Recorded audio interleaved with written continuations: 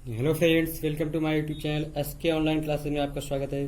कैसे आप सभी लोग अच्छे होंगे, अच्छी तरीके से पढ़ाई चली होगी। गुड मॉर्निंग, नमस्कार। मैं पढ़ा रहा हूँ आपको साइंस कक्षा 10 की अध्याय नंबर आपको 14 ऊर्जा के स्रोत। जैसा कि आपको दिख रहा होगा, सोर्स ऑफ एनर्जी।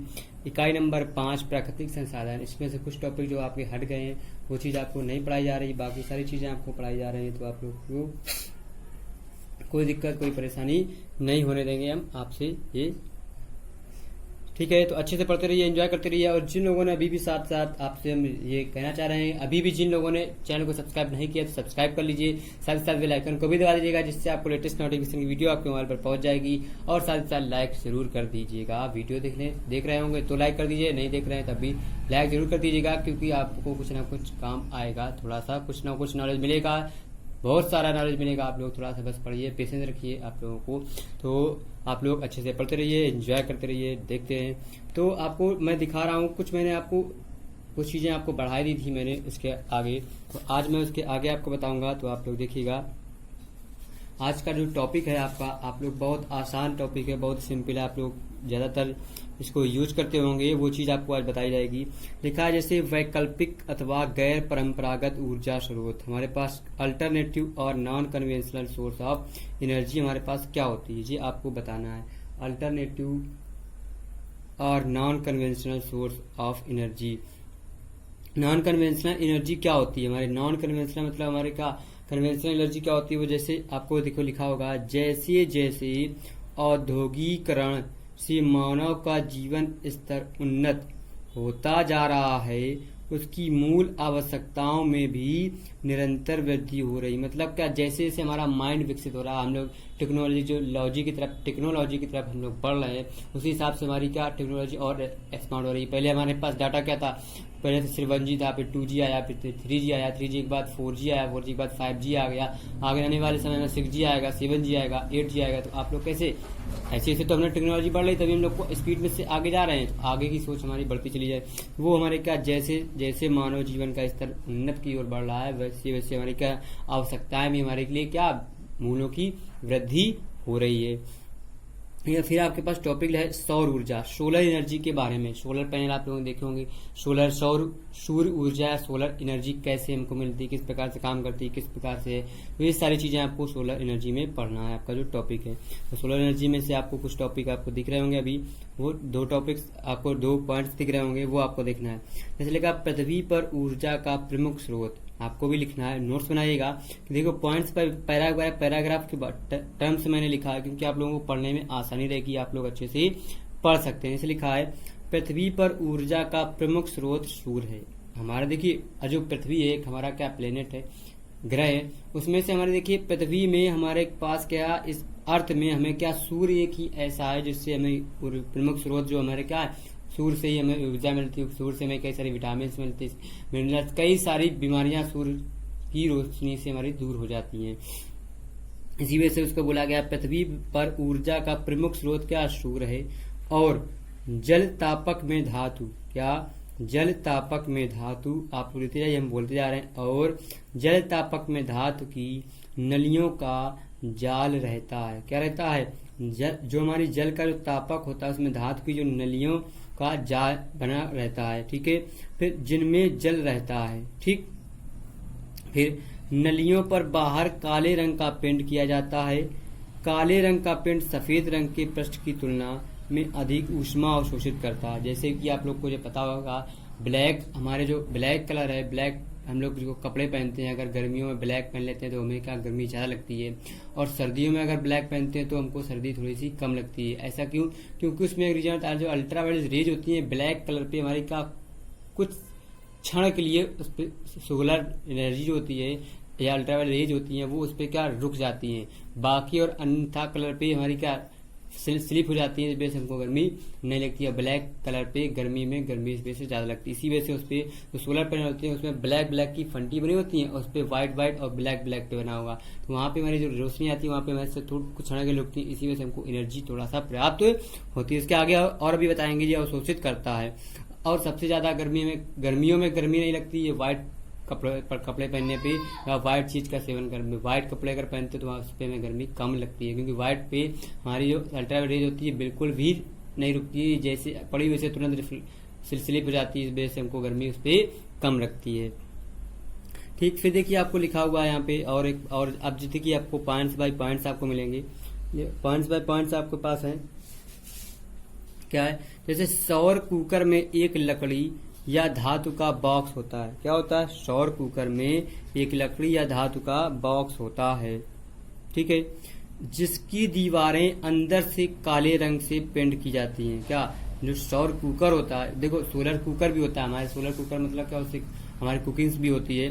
तो सोलर कुकर में एक लकड़ी का धातु का बॉक्स होता है जिसकी दीवारें अंदर से काले रंग से पेंट की जाती हैं ताकि अधिक ऊष्मा अवशोषित हो सके। देखिए अभी हमने बताया जो ब्लैक कलर पे रहती है, इसी वजह से ब्लैक कलर पे हमारी अधिक ऊष्मा अवशोषित हो जाती है। हमारा पहला पॉइंट क्या, सौर कुकर में एक लकड़ी या धातु का बॉक्स होता है जिसकी दीवारें अंदर से काले रंग से पेंट की जाती हैं ताकि अधिक ऊष्मा अवशोषित हो सके। ये हो गया आपका दूसरा पॉइंट। इस पर कांच की सीट का ढक्कन रहता है। इसमें सीट हमारी कौन सी होती है? सोलर कुकर में कांच की हमारा क्या सीट होती है, उसमें एक ढक्कन रहता है। फिर कांच की सीट से ऊष्मा भीतर तो जा सकती है। क्या? कांच की सीट से ऊष्मा भीतर तो जा सकती है किंतु बाहर नहीं निकल सकती है। हमारी जो ऊष्मा जाती है भीतर तो चली जाती है लेकिन बाहर नहीं निकल पाती है, इसी वजह से तो उसको सोलर कुकर कहते हैं। में लिखा हुआ आपका जो फोर्थ पॉइंट लिखा है, इस प्रकार पौधे पर प्रभाव ग्रीन हाउस का लाभ भी मिलता है। पौधे पर हमें ग्रीन हाउस का इफेक्ट भी मिलता है, ग्रीन हाउस भी इफेक्ट भी पढ़ाएंगे आपको अगर अच्छे से आप लोग पढ़ते रहे ऐसे ही। तो बक्से, आपका फिफ्थ पॉइंट है, बक्से के दूसरे ढक्कन पर, बक्सा जो होता है लकड़ी का, उसके दूसरे ढक्कन पर दर्पण लगाया जाता है जिसे इस प्रकार व्यवस्थित करते हैं कि सूर्य की किरणें परावर्तित होने के पश्चात बक्से से रखी भोजन, जो बक्से पे हमारा भोजन होता है, क्या बक्से, फिर पांचवा पॉइंट पढ़ा देते हैं आपको, बता रहे हैं आप लोग फिर से सुन लीजिएगा। बक्से के दूसरे ढक्कन पर क्या दर्पण लगाया जाता है। हमारा जो बक्सा होता है उस पर दूसरे दर्पण पर क्या एक हमारा क्या ढक्कन पर दर्पण लगाया जाता है जिसे इस प्रकार व्यवस्थित करते हैं कि सूर्य की किरणें परावर्तित होने के पश्चात, क्या सूर्य की किरणें परावर्तित होने के पश्चात बक्से से रखी भोजन, या आगे बताते हैं बक्से से रखी भोजन सामग्री पर पड़े।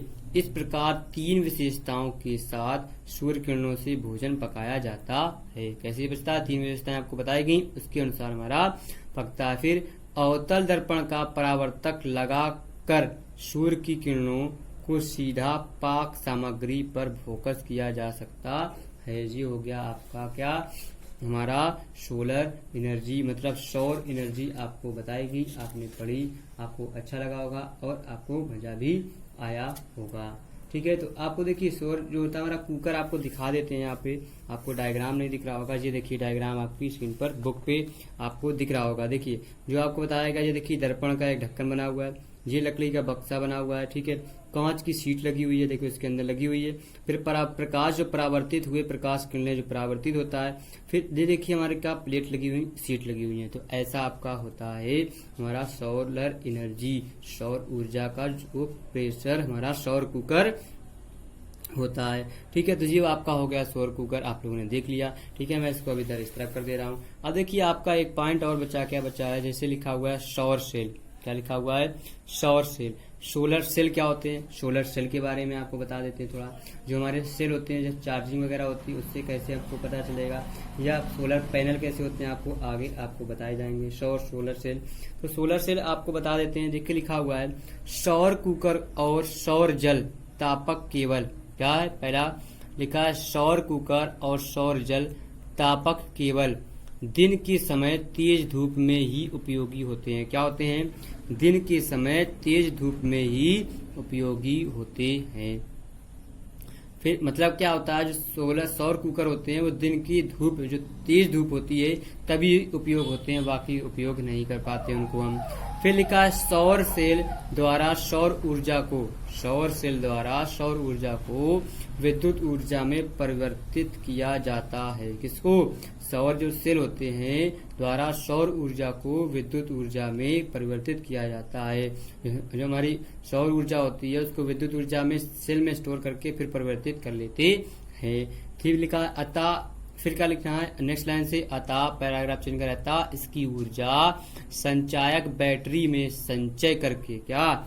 अतः इसकी जो ऊर्जा होती है हमारे पास एक ऊर्जा होती है वो संचायक बैटरी में संचय मतलब स्टोरेज करके हम रात्रि में भी उपयोग कर सकते हैं। हम जैसे हमारे पास इन्वर्टर होता है, हम क्या एनर्जी को क्या विद्युत एनर्जी को हम किसमें बैटरी में एनर्जी कर लेते हैं, इलेक्ट्रिसिटी को विद्युत ऊर्जा में परिवर्तित करके बैटरी में स्टोरेज करते हैं। स्टोरेज करने के बाद संचय मतलब करते हैं, उसके बाद रात्रि में हम इसका प्रयोग भी कर सकते हैं। ठीक, अब देखिए इसके आगे थोड़ा सा और पढ़ना है आपको। जो पॉइंट लिखा हुआ है जो देखिए पैराग्राफ लिखे हुए इसमें दो लिखा, सौर सेल में शुद्ध सिलिकॉन, क्या? सौर सेल में शुद्ध सिलिकॉन क्या सेमीकंडक्टर के साथ एल्यूमिनियम या फास्फोरस की बहुत कम मात्रा अशुद्धि के रूप में मिलाई जाती है। क्या जो सौर सेल होते हैं उसमें शुद्ध सिलिकॉन या सेमीकंडक्टर के साथ एल्यूमिनियम या फास्फोरस की बहुत कम मात्रा अशुद्धि के रूप में मिलाई जाती है। फिर लिखा हुआ है जब सूर्य का प्रकाश इस सेमीकंडक्टर, क्या? दूसरा, जब सूर्य का प्रकाश इस सेमीकंडक्टर पर, फिर लिखा है जब सूर्य का प्रकाश इस सेमीकंडक्टर पर पड़ता है तो दोनों धातुओं के बीच एक विभवांतर उत्पन्न हो जाता है। क्या?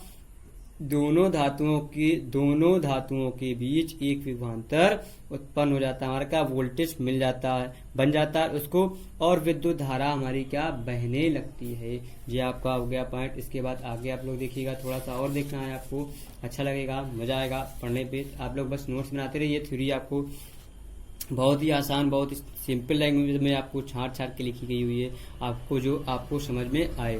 फिर लिखा धूप में रखे जाने पर एक सौर सेल से 0.5 से 1.0 वोल्ट हमें क्या तक वोल्टता विकसित होती है। जो हमारी का जो सोलर एनर्जी होती है उसको सौर सेल को जब धूप पे रख देते हैं तो क्या होता है 0.5 से 1.0 वोल्ट तक वोल्टता क्या उसमें वोल्टेज हो जाता है, आ जाती है, तथा लगभग 0.7 वाट विद्युत उत्पन्न कर सकते हैं। क्या उसमें उस सेल को जब धूप से हम चार्जिंग ले लेते हैं तो क्या हो जाता है हमारा उसमें वाट कितनी 0.7 वाट की हमारी क्या विद्युत उस पर उत्पन्न हो जाती है, इलेक्ट्रिसिटी।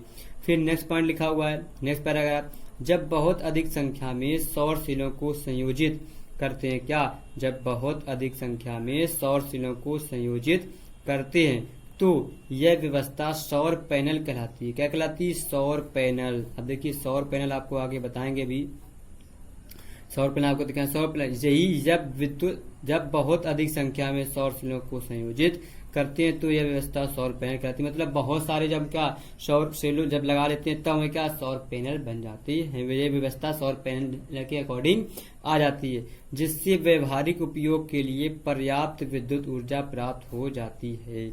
हमें जितनी ऊर्जा चाहिए होती है उतनी ऊर्जा हमको मिल जाती है। फिर इसके बाद आगे देखो लिखा हुआ है सौर सेलों के उपयोग। हमारे पास सौर सेलों के उपयोग क्या होते हैं? लिखा हुआ है कैलकुलेटर में हमारी सौर सेल चार्जिंग होती है, स्ट्रीट लाइट होती है चार्जिंग, रेडियो चार्जिंग वाले आने लगे, वाटर पंप आने लगे, संचालन में वाटर पंप लगे, बेतार संचार तंत्रों में होता है।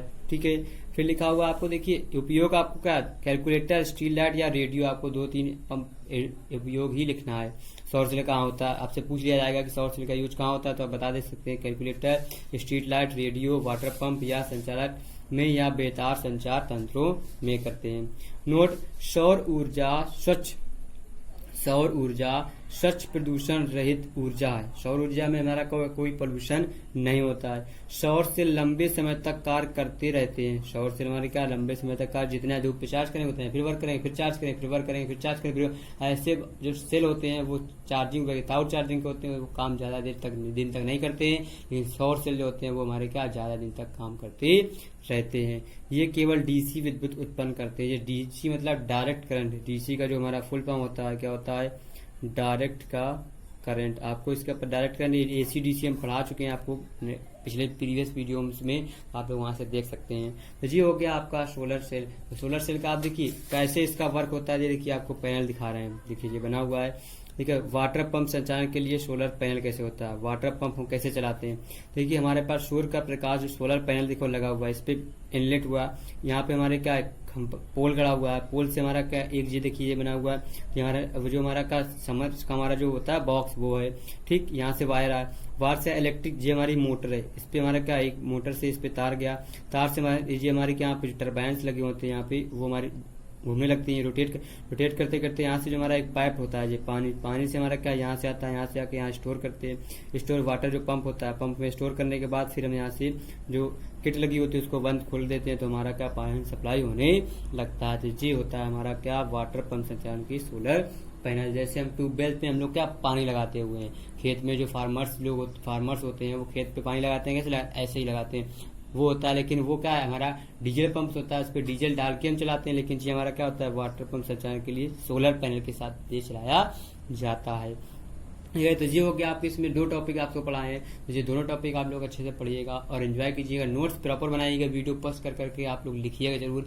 कोई चीज़ समझ में आए तो आप कमेंट कीजिएगा हमको, हम आपको दोबारा एक्सप्लेन करेंगे, ठीक है। तो आप लोग अच्छे से पढ़ते रहिए, एंजॉय करते रहिए कल। और साथ ही साथ जिन लोगों ने अभी भी यूट्यूब चैनल को हमारे का सब्सक्राइब नहीं किया तो सब्सक्राइब कर लीजिए, साथ ही साथ बेल आइकन को भी दबा दीजिएगा। कल फिर मिलते हैं नेक्स्ट वीडियो में, नए जोश, नई एनर्जी, नए उत्साह के साथ। Bye bye.